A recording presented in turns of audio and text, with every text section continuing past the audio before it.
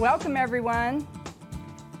My name is Georgianne Moss, and I'm the Executive Administrator for Sustainability Outreach and Initiatives for Dallas County Community College District. So on behalf of DCCCD, we welcome you here today. We're very excited about this workshop. Let me just briefly tell you how this workshop came about. Last October, I attended the ASHE conference in San Antonio. ASHE stands for Association for the Advancement of Sustainability in Higher Education. And at that conference, there were breakout sessions for regional groups. And the regional group for Texas is called Texas Regional Association for Campus Sustainability. That's called TRACS. And at TRACS, we had some roundtable discussions. And the table that I was at, the people at that table were very interested in renewable energy and powering all higher education institutions in the state with renewable energy. And so we got together, we started talking about it, and we discussed this vision. And the vision is, what if every single higher education institution in the state of Texas, public, private, every single one, what if they all transition to renewable energy as quickly as possible? Hopefully within 5 years, but however long it takes. What if we were able to do that? What a tremendous difference that would make in our state, in our air quality, in our greenhouse gas emissions. Plus, we would be leaders modeling for our communities the way of the future. And so out of that roundtable discussion came this workshop. This workshop is a series, it's a pilot in what we hope to be a series of workshops around the state, because we know that not everyone can travel from Laredo or South Texas or the Panhandle, and so we're going to move them around. I know that A&M is interested in having one. I know that Alamo Colleges is interested in having one.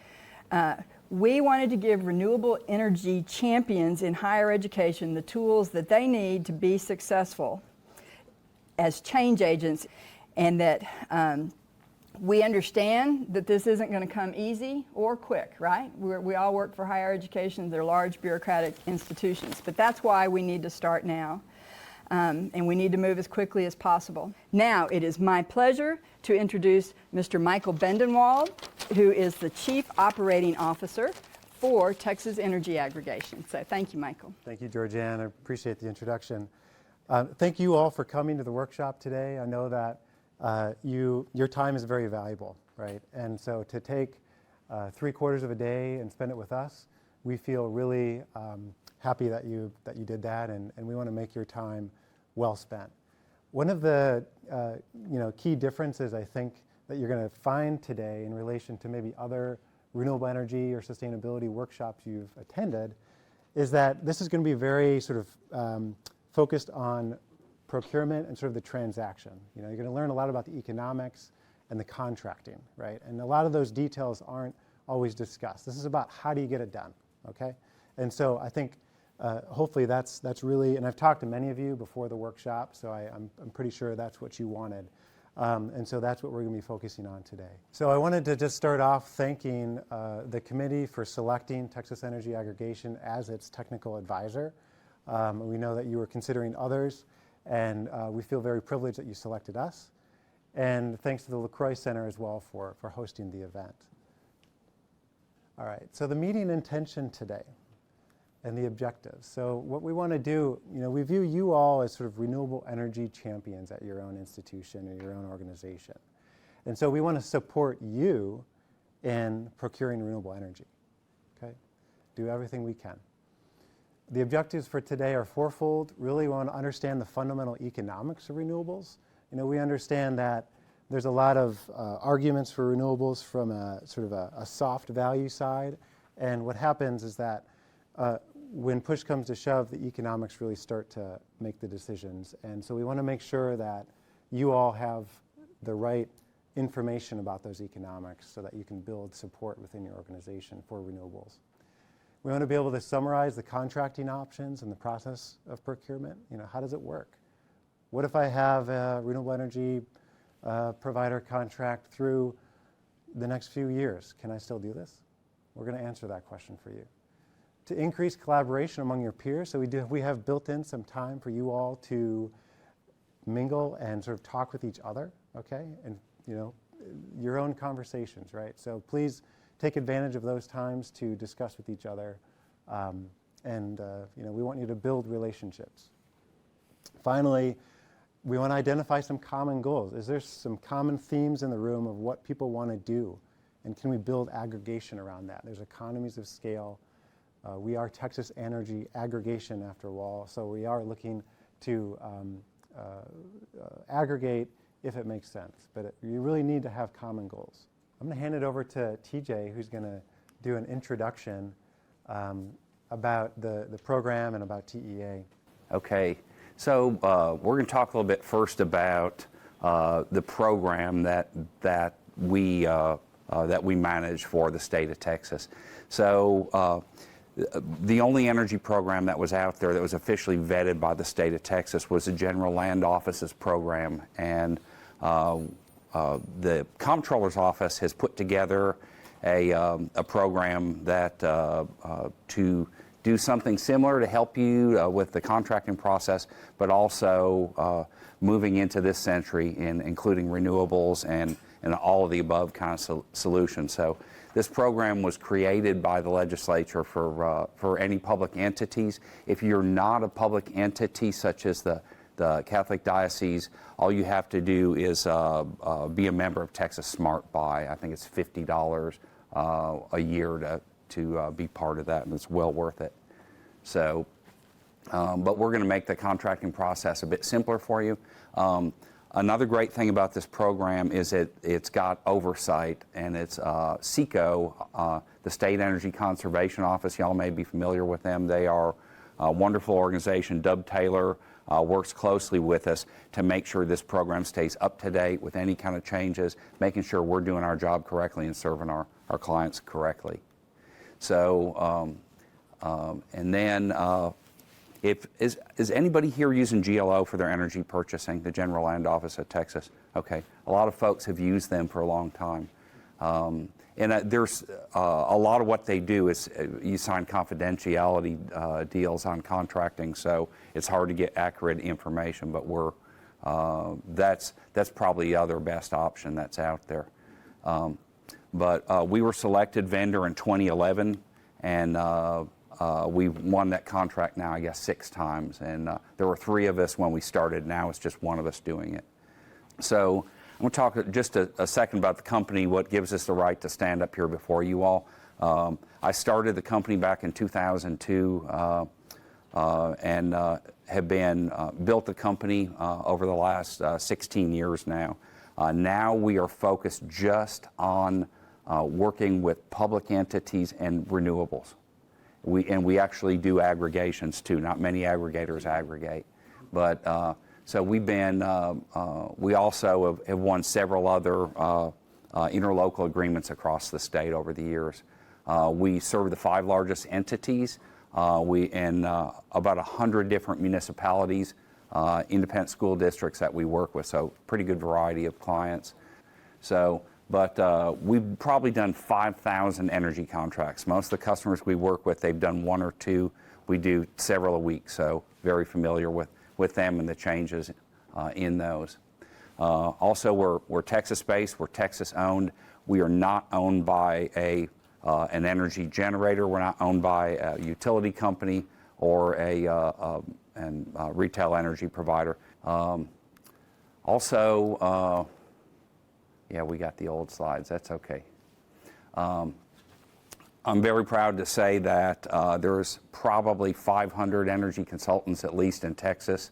Many, many more across the country. We won a national award. We were voted #1 by the energy providers out there for ethics, innovation, contract negotiation, and then customer service. So happy to say that. And also, we've worked on quite a bit of consumer legislation. We've already saved you money, whether you know it or not. If you have athletic fields and you turn those lights on a few times a year and you have to pay incredible amounts of money every month, or used to, that's gotten fixed. And that was some legislation that I brought to one of our state legislators. what I lack in looks and brains, I make up for in persistence. And it took 3 sessions. We got the bill passed, House Bill 1084. So also, four of the largest state agencies, the Department of Criminal Justice, TxDOT, Health and Human Services, and Texas Parks and Wildlife, between them, since 2011, we've saved over $56 million for taxpayers. 2 of those contracts that we've done so far for these agencies have been 100% renewable. They were less than 3 cents a kilowatt hour. Okay, and that was, at the time we did the one for TxDOT, that was the lowest rate of any state agency in the country. So we're proud of Texans. We do things bigger and better, and we do a lot of chest thumping, but we are innovators, and all these energy companies are all looking, the renewable developers are all looking at Texas and what we do in ERCOT, because we are rewriting the rules. This is a really, really exciting time to be in this business. And let me say this, a lot of sustainability people we talk with universities, you walk in the room, they're like, oh no, here he comes. He's going to make us sort our garbage. He's going to tell us how much extra we're going to have to pay to save the polar bears. So now this is an economic proposition.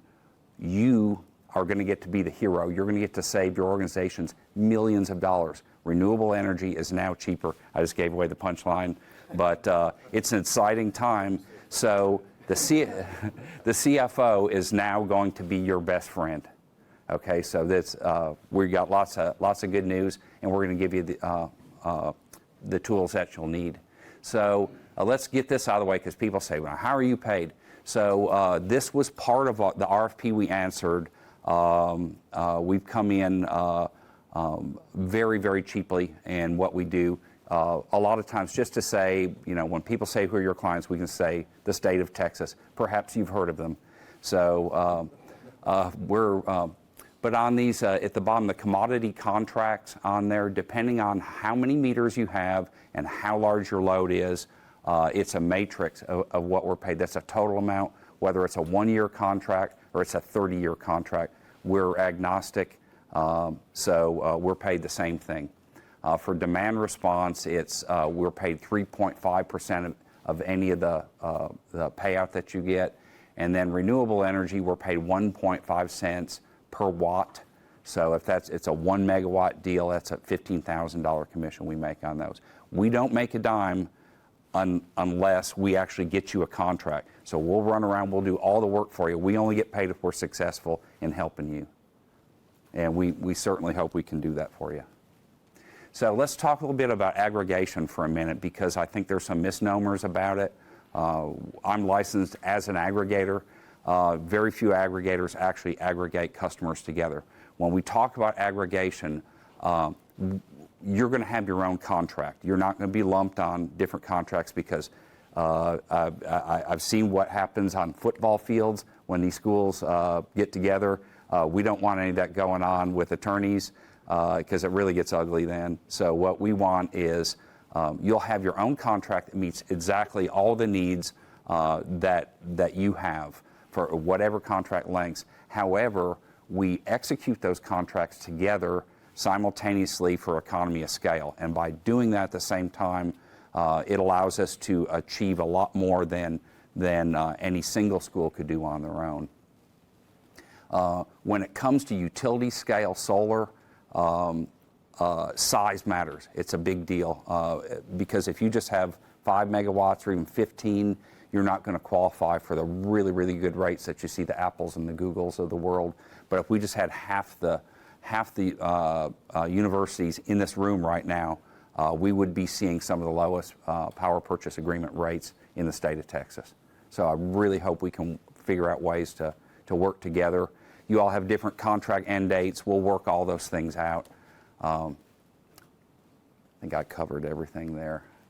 Okay, so our people that we have helping us in the RFP that we answered for the state of Texas, I was back in the solar industry. Well, the Dead Sea was still only sick. That's how long ago it was. I don't want to date myself. But but the renewables now, it's a big deal. And these two gentlemen here both came from, my hero mentor is Amory Lovins that started Rocky Mountain Institute.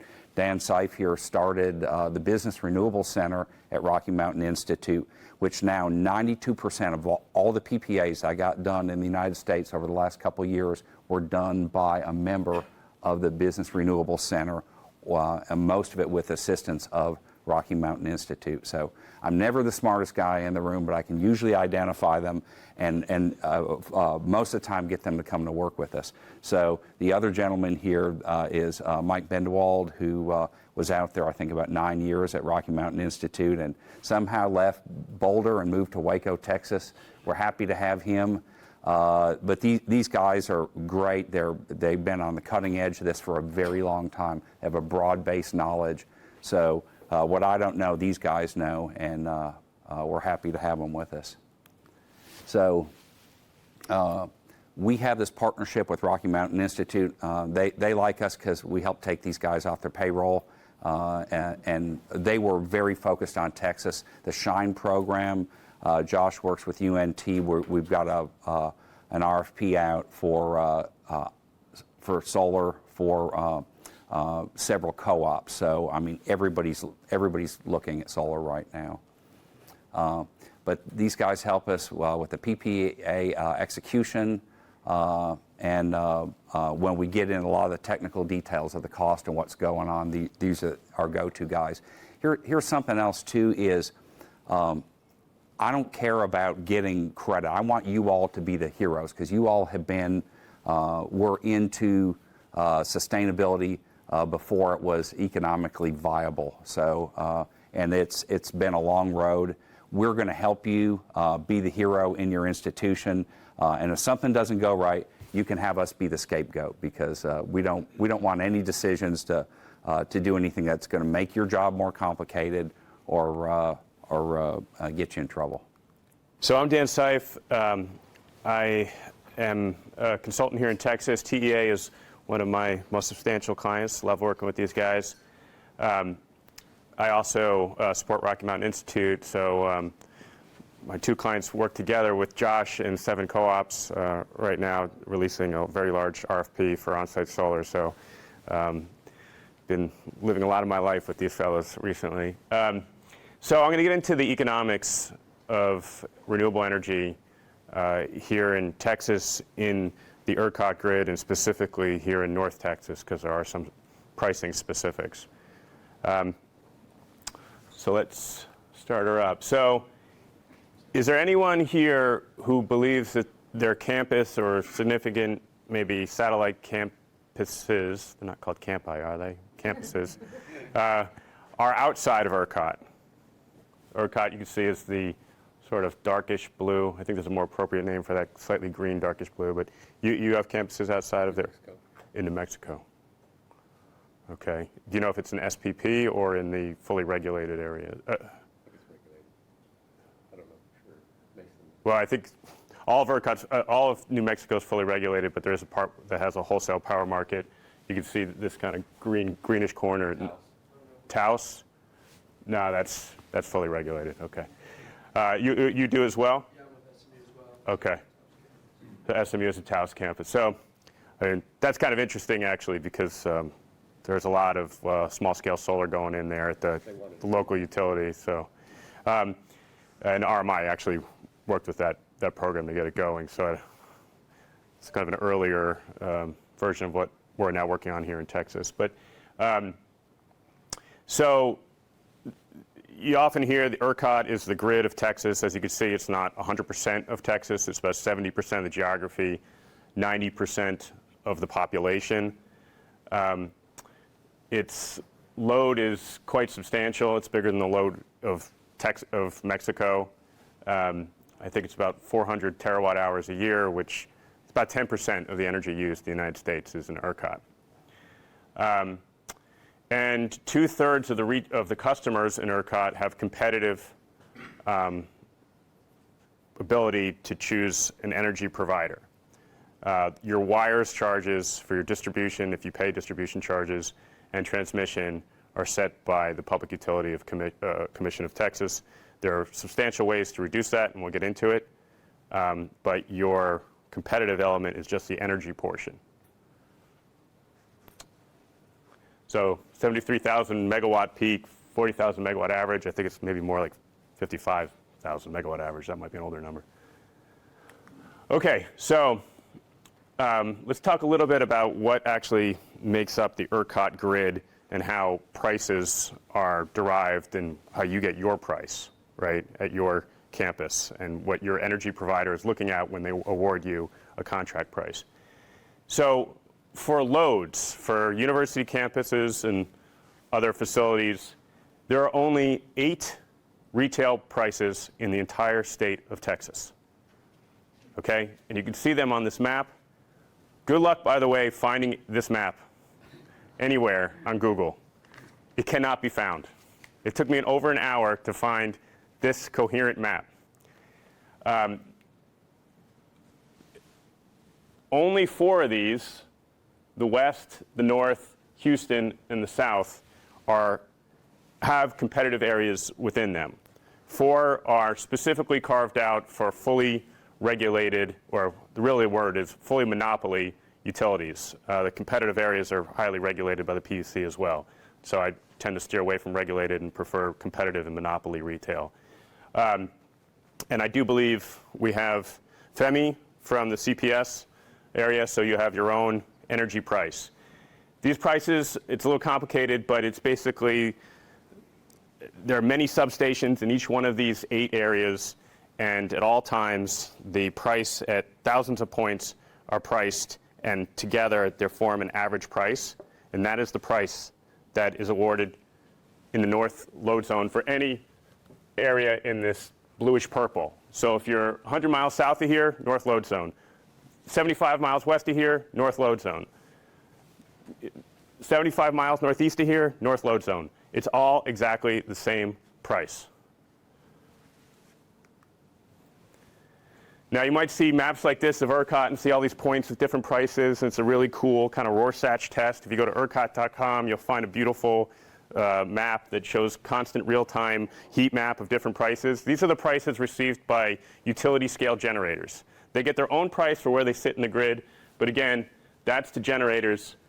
You still have your set price by where you sit. For most of you, it's the ERCOT North Load Zone, that purple area, one price. And even further, ERCOT is doing a lot more pricing modeling than just those 550. I mean, right here I say 11,500. I believe the number is more like 13,000. 13,000. Every single substation that is 69,000 kilovolts and above has a price in ERCOT. Okay, sometimes multiple prices depending on how that substation is set up. So ERCOT is constantly monitoring all of these prices, but the reality is they're only awarding 8 to loads. Okay, so almost all of you have a north load zone price. Okay, so let's get into renewables now, some background on ERCOT. And we can cover some of the questions on this and deep dive. Mike, should I take any questions at the tail end here? Or? Tail end, please. Okay. So a lot of you heard that that wind has taken off tremendously in Texas, in the ERCOT market, and also in the SPP part of Texas. So it's not just ERCOT in the Panhandle, and indeed it has. You know, you see this number here, 2017, we were at almost 21,000 megawatts. You know, that's a big number. What does it mean? You know, that's producing more power, that capacity, than probably about 10 of the 50 states use. And probably about 150 countries combined use less power than that. It's a tremendous amount of power. I think it's pushing up towards 25% now of total power in the state. Probably will be at year end if you're not there already. And you can see there's more coming. It's just, you know, very low priced, and the capacity is just gigantic. Solar, however, is about 1/20th of where wind is, but it's coming on much more rapidly. I think believe this came from perhaps ERCOT. These Scientific America. I think these are underestimates. I think we're going to see a lot more than that. There's over 30,000 megawatts in the interconnection queue, to give you some perspective of projects that are registering through ERCOT to get their projects connected and online. So that's 15 times the numbers you see here on the right. So not 15%, 15 times. Okay, so why all this wind? Why all this solar? How does it make money? How does it pencil, right? So, the wind and solar, to have a lot of uptake, has to beat power market prices, right? And on the left, I'm showing a flat price that one might pay for wind power at the ERCOT North load zone, at your price point. Okay, not where the wind sits. There's a different price there. What it would cost to buy it here, at the North load zone, which is about $20 a megawatt hour. And on the right, I'm doing the same thing for solar. And you're like, well, the two charts are different. Why?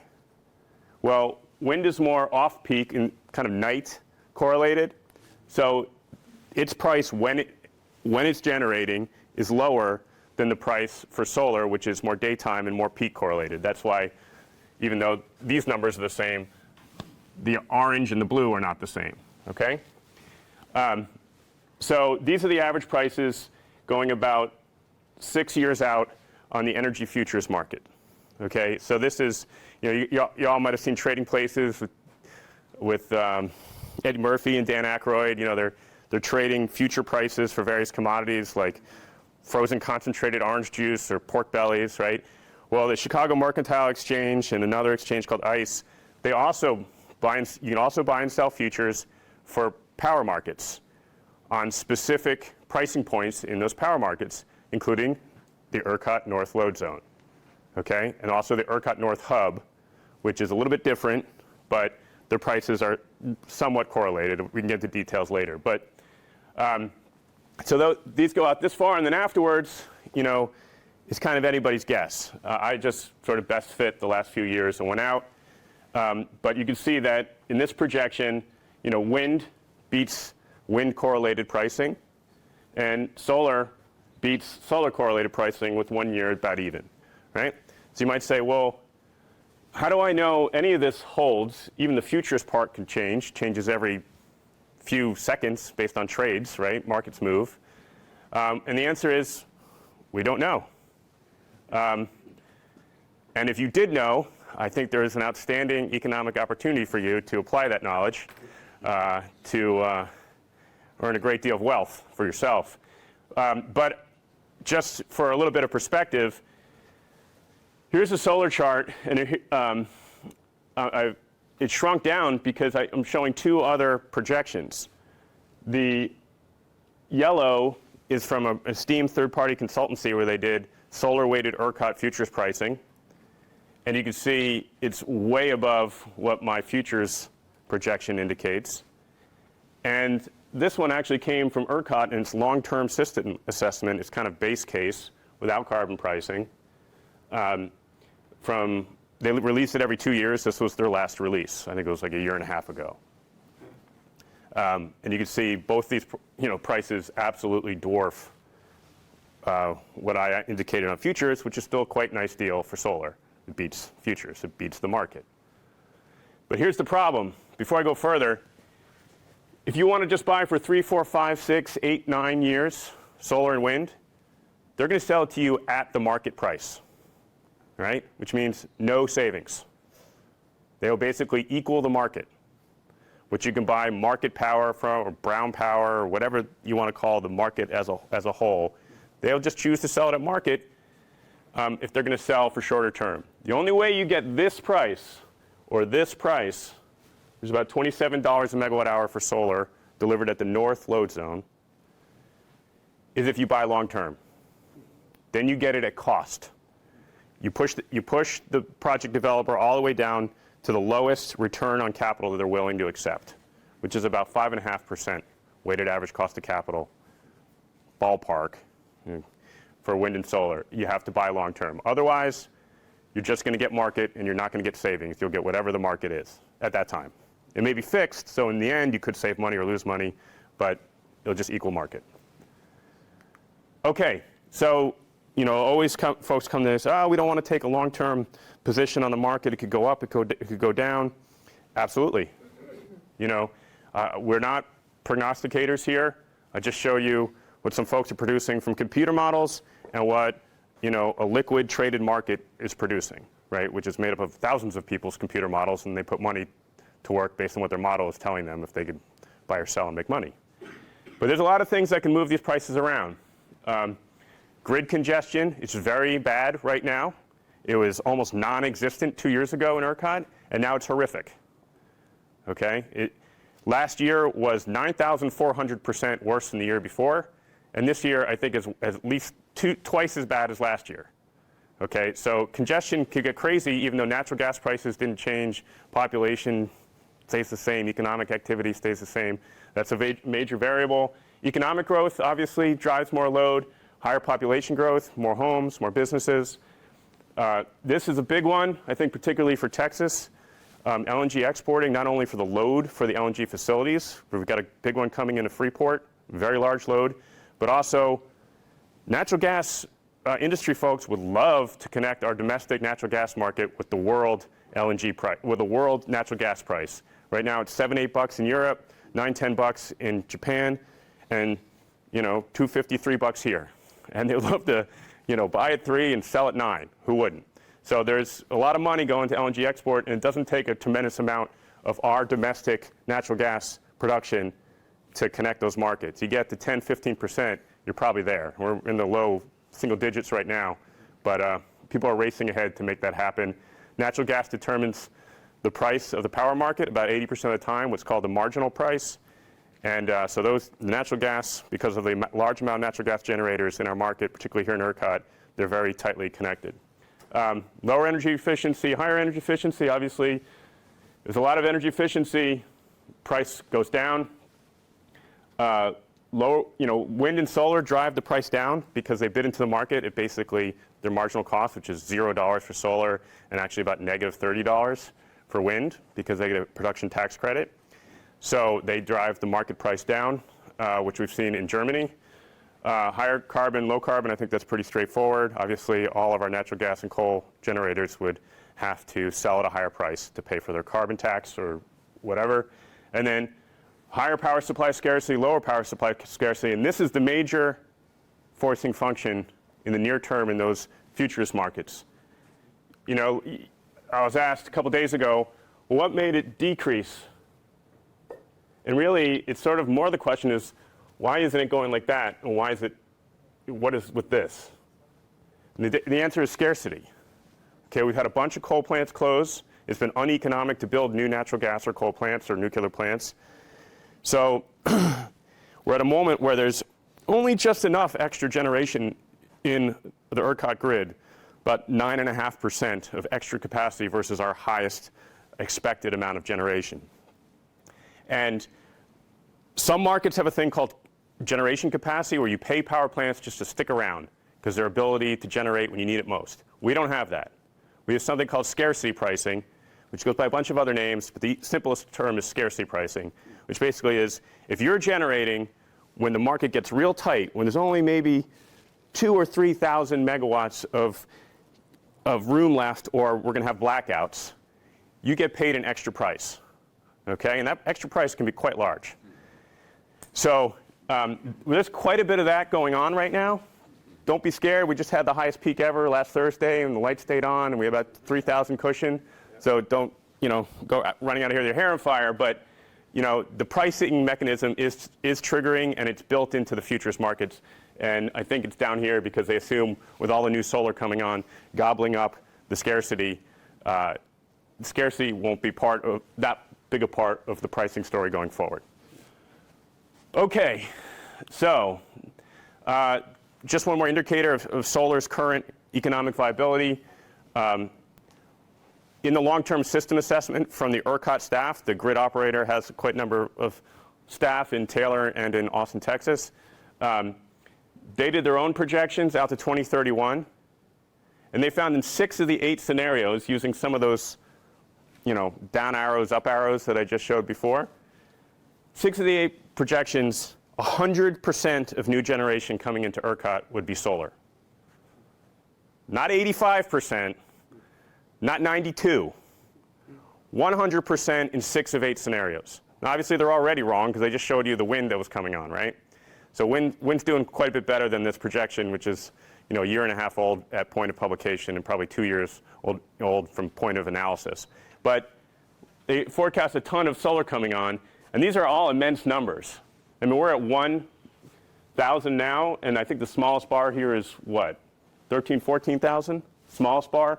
And then the 2 other scenarios where it won't be 100% solar, just maybe 70, 80%, these are still bigger amounts of solar. So, I mean, our grid operator is saying solar is the most economic power source, new solar, pretty much, period. Folks like us in the solar industry, when we saw this come out, we're like, oh, that's too good.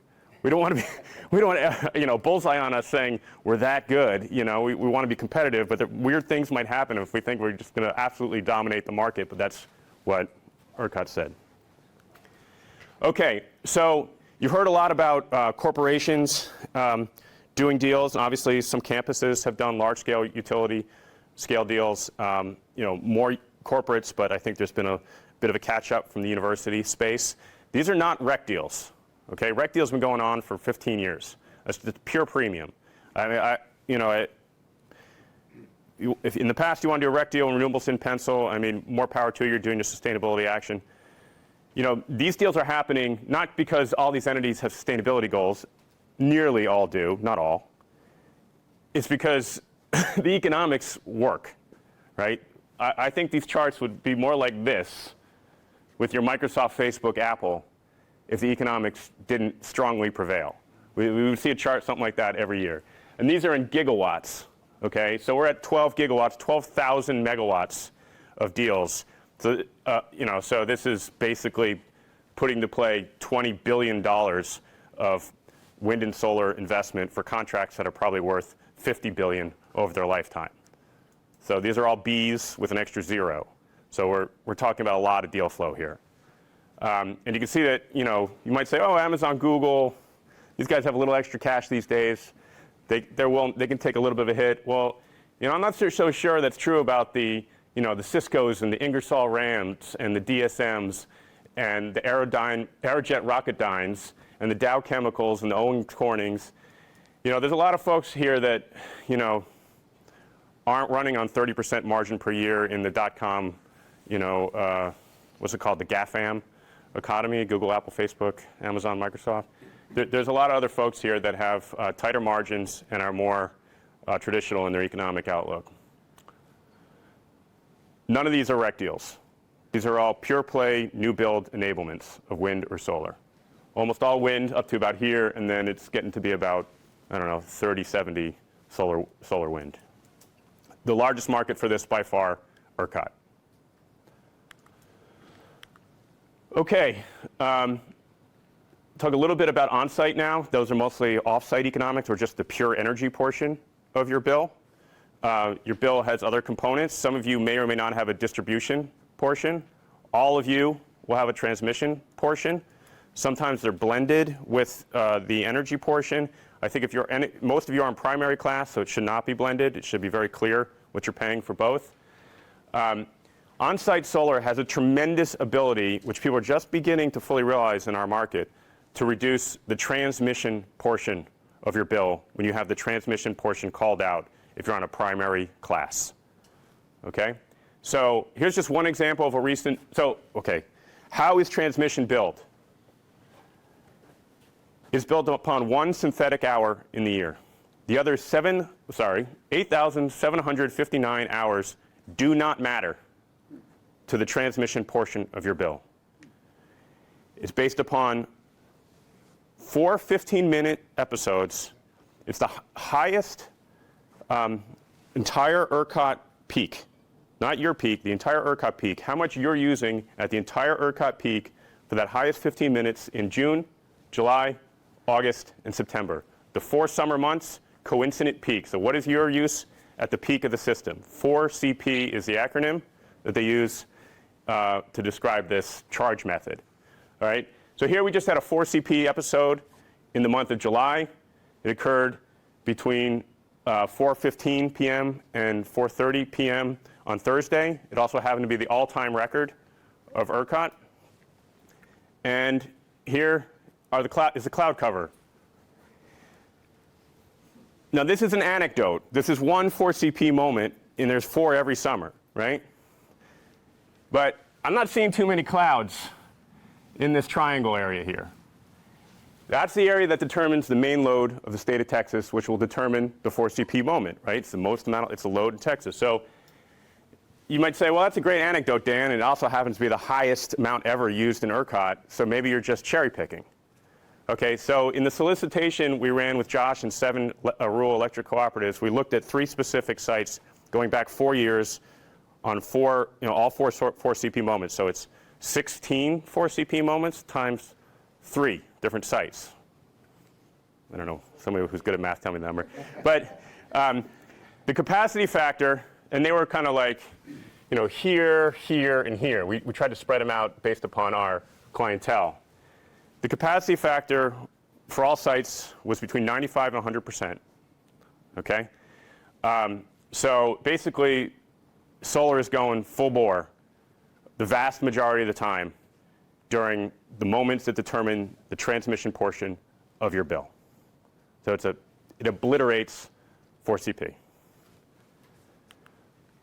Okay, so why is that important? Is transmission a really big issue? It is by far the fastest escalating portion of your bill, by far. Energy goes up and down.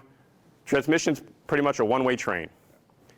And it's not just an ERCOT thing, it's a national thing. And there's structural reasons why it's not going to slow down. I'm happy to talk to you all of the details of why. But it's not like, hey, we built enough and now we can stop. Unfortunately, the utility business model and the Public Utility Commission regulations, they're structured in such a way that it ain't going to stop. Okay? These companies have investors. They need to have higher returns every year. The way they get returns is by putting capital expenses to work. Everything, and the way they get return is on those capital expenses. And the one thing that they can justify these days, or at least the last decade, in a large amount, is transmission and distribution. It's been much harder to justify generation. Okay? So here are the details for ERCOT in terms of total $1 billion collected. You can see it's about 10% per year. The rate has gone from about $20 per kilowatt year. Those units are weird. We could talk about how those units work. To now it's about 54, I think, over 11 years. So it's more than 150% increase in 11 years. Okay, and that's pretty much the story everywhere in the United States. People like to talk about CREZ lines here in Texas.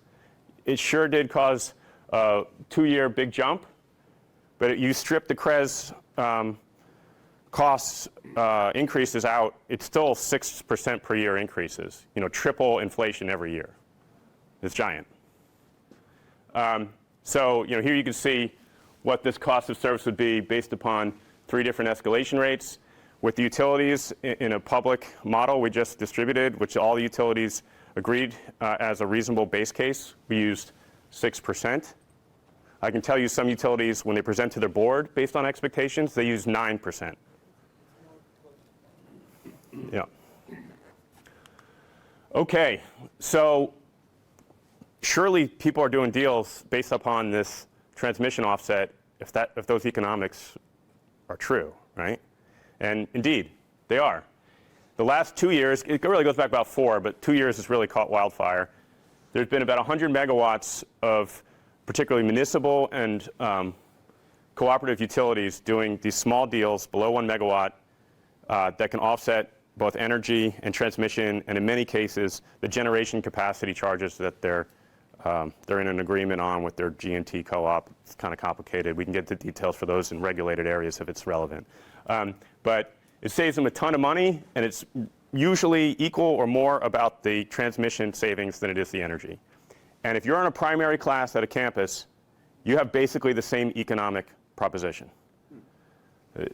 These guys run the math all day long, their utilities, so they might be 2-3 years ahead of y'all on this proposition, and that's to be expected, right? It's their job to do this all day long.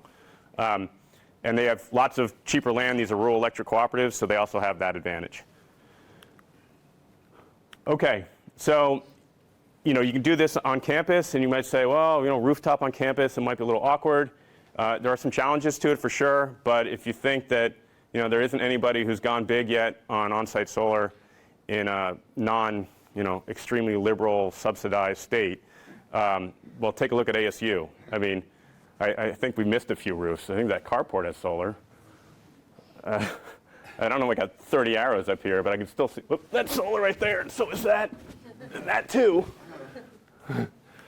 Okay, so comparing off-site and on-site, I'm about to wrap up here if you're tired of the economic story, but a lot of folks see the cheap prices, particularly on solar nowadays, for off-site solar, and they think that must be the best deal possible. And indeed, it's some wonderfully low prices. I have clients who do utility scale deals, and I'm certainly very proud of the deals that they're executing, and it is wonderfully low prices for the state of Texas and their customers. It's about 65% below what I would consider to be on-campus, ground-mounted, 10 acres or more of, $1 per year lease, basically freely enabled land. Maybe 100 or 110% more cheaper than on-campus rooftop, depending on your roof type. And these are all Dallas-Fort Worth prices. Okay, and this isn't just like one little shed. This is kind of going, at least medium big, a megawatt or more on a rooftop with at least a tenth of a megawatt or more per roof. Okay, and pretty cheap roofs, like flat roof, easy for people to do work on, not too expensive. Okay, but value is much closer. Okay, and then you really have to, run the analysis and see what is the best deal for you, because then it becomes more specific to the opportunity. Utility scale might still generally beat on-campus rooftop solar, but it can be close. And if you really have, reasonable land that you can make available, 10 acres or more, that tends to jump out as the best deal, but there are usually scale limitations to your overall load. But this might be low-hanging fruit, and this might, this might be the real solution for volume.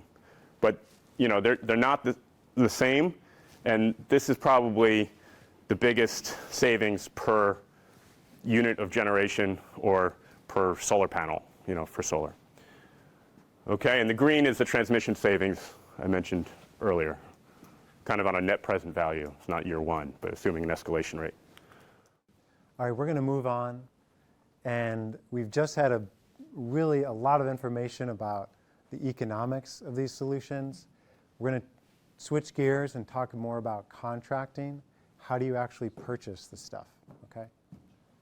So we want to introduce to you today 3 models, okay?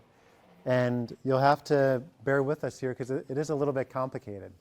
But I think you guys can get this, and then we've got some deep dives after this presentation to go a little bit deeper. So the first model is really what's called a virtual power purchase agreement. Despite the name, it's actually 100% additional renewables that you're supporting to go onto the grid. Okay, so it meets sustainability goals. The word virtual refers to the fact that it's not delivered power. It doesn't meet your load. Okay, it's just a financial arrangement, so a financial structure that enables renewables to come onto the grid and for you to actually save cost. But it's not delivered to your load zone, to the north load zone, as Dan discussed. So really our assessment of this model, and we'll go into a little bit deeper in later slides, it probably has the best pricing. But the trade-off for best pricing is that it's a little bit more complicated. You have a variable sort of cost benefit when based on what the market is doing that month, you might be paying money to the renewable energy owner, or you might be receiving money as revenue based on that particular month or year. And but on average, we think that's a net positive revenue, and we'll go into more of that. It can also be more complicated to track savings because you continue to have a payment to your retail electricity provider, whether that's a competitive retail provider or a monopoly / regulated retail provider. So you have to kind of deal with both a renewable energy settlement as well as your historical retail provider settlement. Contract option number 2 is what's called a sleeve-through PPA. So power purchase agreement where the competitive or monopoly retail provider delivers that power for you. So it's not virtual. They what's called sleeve it through, and there's different terms for this, physical PPA but really sleeve through PPA is the best term. And the assessment here is that you've got simplified billing because now it's just one entity that's billing you, not two. And the value is a bit more predictable as well because what they do is that they can fix the price for you so you don't have that wavering cost revenue thing going on. Number 3 is comprehensive energy services provider. This is really the result of an RFI we did earlier this year, a request for information from competitive retail providers. Could they actually sign the PPA on customers' behalf to help simplify this whole thing? And the answer was a resounding yes. These people are happy to do that. And basically, they sign the PPA on your behalf. And then on the back side of that, they do an energy contract with you. It's just a typical energy contract. And then they add on a master services agreement to make all this happen. Basically, what this results in is simplified contracting, simplified billing. You're just dealing with one entity. On the flip side, you are going to have a little bit of a higher price, but we think you'll still be able to get savings. So that's another thing to consider. So let's now go into a little bit more detail on how these 3 things work. First off, with the virtual PPA. So this is from the Business Renewables Center. As I said earlier, the power customer is paying a renewable energy project owner a fixed price as part of a PPA. You get those RECs in return. What you might expect is you get energy in return as well, but no, with a virtual power purchase agreement, as I said earlier, the energy goes to the grid. And that gets sold into the grid, and what you get is revenue, okay? And so it's really a financial arrangement where you're just paying a project owner and you receive revenue as part of that. So this has best pricing. It's a little bit more complicated to track savings. So this is think of yourself as the center icon there. You're the institution, and you've got some of you, if you have campuses in competitive retail areas as well as monopoly retail areas, you might have 2 separate billings. You're essentially adding a second or third billing with that offsite PPA. And you've got to deal with the varying cost benefit, as I discussed earlier. Could be a cost, could be a revenue that month. You also have significant legal work to do. A PPA is a 50 to 100-page document, so you're going to need to bring in your legal team. There's a significant lift there to review all those terms and conditions, make sure everyone's okay with that. How do you save money with a virtual power purchase agreement? Let's go back to Dan's slides here. So on the left side, you got the wind, and on the right, the solar. Basically, you're earning revenue, okay? On average, if we just look at these curves that Dan presented earlier, on average, if they're true, you're earning revenue, okay? So that's how this works. And so you're paying, you continue to pay for your power, 100% of your power, and that's the red line. And this is apples to apples comparison to the wind that's getting generated or the solar that's getting generated. So you're paying for that power, and that's more expensive. But at the end of the day, you get a price as follows. So let's say that you're paying $25 a megawatt hour for that wind profile to your retail provider in order to get energy for your facilities. You're saving or you're earning $3 a megawatt hour. So the developer will send you a check, probably monthly, but here we're showing annually, Yep. for $3 for every megawatt hour that project generated.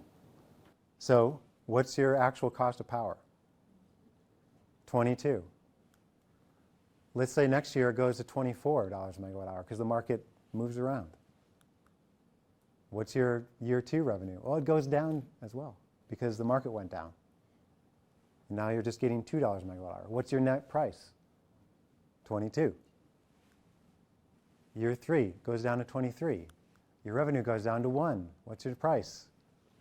Everybody, 22. Go out to year 8, $28 a megawatt hour. You save or you earn revenue, $6 revenue hour. right? 22. So you get a nice flat line. You're basically hedged against your retail price fluctuations, okay? All right, that's the virtual power purchase agreement. Sleeve through PPA. All right, this is where the retail provider accepts that variability in the market and gives you a fixed price. So this is great. One bill, I don't have to like do the internal accounting of the revenues and the costs. Some state agencies have issues with revenue, receiving revenue. So this might be a good solution for them. You still have the legal work of signing the PPA, but essentially you ask a competitive or monopoly retail provider to sleeve this PPA through to you, deliver the power, put it all in the same bill. What happens then? So instead of earning revenue, you no longer earn revenue, you're getting savings. Basically, your revenue that you were earning just reduces the cost of your power down to that same line of $22 a megawatt hour. So it's essentially the same economics, it's just a different way of looking at it. Might be a little bit higher because now you're paying the retail electric provider to Correct. Yeah, because they're taking on some of the variability. some administrative and That's right. Comprehensive energy services provider. So going one step further, they're not only sleeving the PPA through for you, they're actually just signing the PPA. They're going to do it all for you. Full service, right? All you have to do is sign an energy contract and a master services agreement, which has significant but less significant legal work than a power purchase agreement. The added benefits of this approach, some of you might have some delayed maintenance in your buildings. Some of you might want to do demand response. Some of you might want to do other things. There are other services that they can do, on-site solar, demand response, unbilled financing for different things, backup power if you're trying to do resiliency. So these people are, these companies are some of the biggest companies in the world, and this is really a solution for the competitive retail space. We've talked to each of these companies, sample projects. They're basically bundling these services together, making it as simple as possible for you. So if you're into simplicity, this would be something to consider. Which military base in Texas was that? Do you know? Fort Hood. Yeah. Can I address a couple things out? No, I'm always the big picture guy. One of the things that, if we hadn't said this, you should not have to pay a dime to build anything anywhere. Right now, there are financiers, developers that are clawing for your business, for your good credit rating, because our earth is changing so quickly. 20 years from now, these power purchase agreements, you have to get about 15 years in for them to really start moneying out. Well, 15, 20-year deals, nobody knows if many corporations are going to be in business 20 years from now. They know the state of Texas is going to be in business. These higher institutions of higher education, you all are going to be around, and you're going to be in business, and you've got a great credit rating, and that's what they're all looking for, is a 15 or 20-year credit rating. So the other thing is they have outside investors that are going to come in and pay the cost to build these things. Because you all are non-taxable, you can't take advantage of that 30% federal tax credit. That's what they're all trying to get. So they get that federal tax credit up front. They get to depreciate the cost of these systems up front. And it would take a long time and a lot of creativity to be able to make up for that 30% difference of them being able to build this for you more cheaply. So don't worry about the cost or where you're going to come up with the money to do it. We got plenty of people that are pounding our doors down because they know the load that we're managing. All right, now let's talk about closing a deal, and we're going to use our friends, the Lego people. All right, so current practice, if you're in a competitive retail place, is to get a competitive retail contract, right? And so typically an energy manager leads that transaction. You might have a procurement group that supports, okay? When you're talking about these longer-term deals that include renewables, it becomes a little bit more complicated internally. You've got finance involved now. You've got facilities if you're considering doing solar on site. And obviously sustainability could very well be the champion in this case. So there's more people involved, and I think you all are aware of this, having been advocating for this at your own institutions. It's a little bit more challenging. And we can't forget, obviously, the legal team, which can shut a deal down from day one if you're not careful. Typically, what we like to do is build a really strong economic case, all the benefits, all the values, and then let legal look at it, because all they're going to do is say no, because that's their job. They're trying to, reduce risk, and they're not going to actually look at doing something new, because typically what they'll say is, well, there's nothing here that says I can do this, so I can't allow you to do this. But if you build a really strong case and then bring it to them, then everyone's saying, well, you got to figure out a way to do this. There's nothing saying you can't do it, okay? So that's legal. Thinking about the timeline here, this is not something that can happen tomorrow or the next day. This takes months. This is a many months process. This is sort of the timeline that you could expect from us, where there are kind of two sets of activities, one that you have to accomplish, others that we will take on. There's a lot of work that we do on your behalf, but we can't do everything on your behalf, unfortunately. So evaluating opportunities, right? That's kind of in the stage that we're in right now. We're understanding what are some of the opportunities. We're starting to think about the economics. Next comes actually quantifying the specific opportunities for your campuses or for your institutions, prioritizing them and deciding which ones you want to move forward with. And then you go out and run an RFP, or we do on your behalf, and get firm bids on that. It's always a non-binding RFP, so you don't have to move forward. This is just a tool to get firm bids so that you can make a decision about whether you want to move forward or not. And that's where you'd start to involve legal more in detail as well. And then you select the winner, execute the contract. So this will take several months. And again, these slides are available. We're recording the presentation. So, all right. Concluding messages from this morning. Number one, SECO, the State Energy Conservation Office, has created this program to assist higher education and other state agencies, and Texas Energy Aggregation is operating the program. Renewable energy is the lowest cost power in Texas. You have to procure it long term, though. It has to be 15 years or more. You don't have to wait for your retail power contract to expire, because you can do more financial contracting before then. Years ahead, actually, many years ahead. Renewable energy provides a hedge against future prices. We've seen that. I think we all understand that to a certain extent. Savings are not guaranteed. We're not telling you that this is totally guaranteed. But deals are done based on high probability, and there's a lot of analysis that can be done to demonstrate that. And then finally, this is a multi-month effort, right? So if you're trying to get something done next year, you probably need to start pretty soon. Let me just one closing comment is that these deals are complicated to get done, and this is a new way to buy power, to be able to self-generate. Your CFOs, your financial people, a lot of times, they speak a very different language than you do.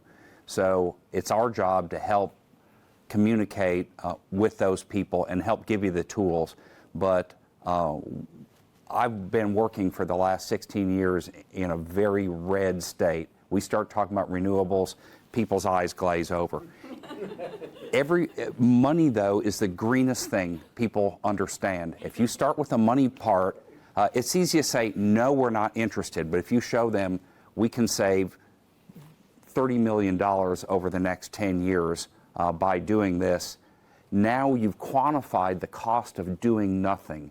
And if we start with that, if somebody says, no, I'm not interested in saving that money, I'd rather give it to the utility company, we can demonstrate they're not being a good steward of the money that they're working with. So if we start with that, they say, okay, let's prove it now. So that's what we do. We got the people to do it. We're talking a lot of generalities. Every single institution, you all have different needs, different facilities, different locations, and we need specifics from you. Getting data on your meters, your usage. Once we get all those numbers, we can come back with real actionable numbers, and that's a really good place for us to start to open discussions at your institutions, because we realize it's going to be a lot of people involved that all have to come together and speak those different languages, and we'd love to help you do that.